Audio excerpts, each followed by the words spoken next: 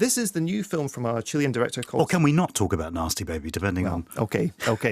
Just let me put it this way. This is a film that you're not supposed to like. And if that is a massive turn-off, which it will be for, I'm sure, well, how does 99% of cinema goers, then rule it out. For me, I find this much more intriguing than I think a lot of people will do. It's a new film from a Chilean director called Sebastian Silva, who is, this is his kind of specialist mode, supreme awkwardness, irritatingness. He made a film called Magic a few years ago that I really struggled to get through, which was Michael Cera's this kind of obnoxious backpacker. Juno Temple was in it as well. This is the first of his films that I've really clicked with. You have this coterie of Brooklyn hipsters at the heart of it, played by Kristen Wiig, Tunde Adebimpe from TV on the Radio, and Agustin Silva, who's been in a few of Sebastian Silva's films before. They're all very trendy residents of Brooklyn. Freddie, who's played by Agustin Silva, is this conceptual artist working on this performance piece called Nasty Baby, where he will be videoed rolling around on the floor pretending to be a baby. His flatmate and partner, Mo, is a carpenter who's working in this artisanal wood shop in the town. And then Polly, who's played by Kristen Wiig, is Freddie's best friend. She wants to have a baby with him, but because of various fertility issues, it becomes apparent that Mo is perhaps going to be the better donor. And here is the moment in which Freddie breaks the news to Mo that he would like him to step up to the to the mark. So basically, Polly said that if you could decide soon whether you want to be the next sperm donor.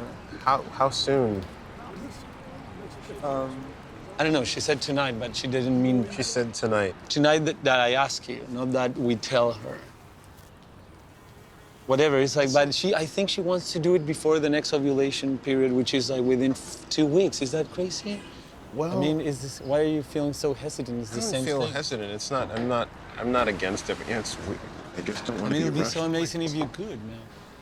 Some people can't.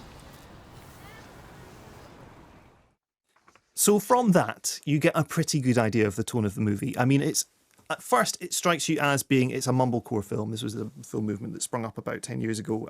Directors like Andrew Bujalski, the Duplass brothers, and actors like Lena Dunham and Greta Gerwig came out of this. And it's when it's shot at close quarters, lots of improvisational dialogue, lots of mumbling, as the genre suggests. And it kind of trickles along in this vein for about an hour.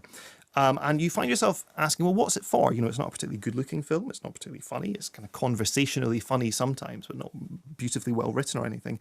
It's not particularly dramatic, and it's not particularly wacky either. So what's it trying to do? But throughout it, you have this undercurrent bubbling away that while they are dealing with their very kind of first-world problems, down the street there is a squat where someone who we're given to understand is a crack addict is living, and is generally this kind of menacing presence on the street. He's called the Bishop. He hangs around outside the house, and he hurls homophobic abuse at Freddie and Mo, and also inappropriately approaches Polly at various points. And what the film, I think, is trying to do, and this is the telltale phrase that, you know, really is a very difficult film to get on with, but what I think it's trying to do is contrast this desire to create that's being held by these very desperately middle-class people, either create new life or create an artwork, with their total disregard for the well-being of this unpleasant person who lives down the road. And when you can prize a new life as much as they profess to, how can you write off one that's halfway through? Now, the film takes its sweet time for this theme to snap into focus. And when it does, it requires this enormous cognitive leap in the narrative that I just didn't buy at all. However, when it gets there, it then does some things that are very dramatically interesting, and which I think we're both agreed on probably should have been more of the meat of the film, because that's when it really kind of sinks its teeth into what it's trying to do.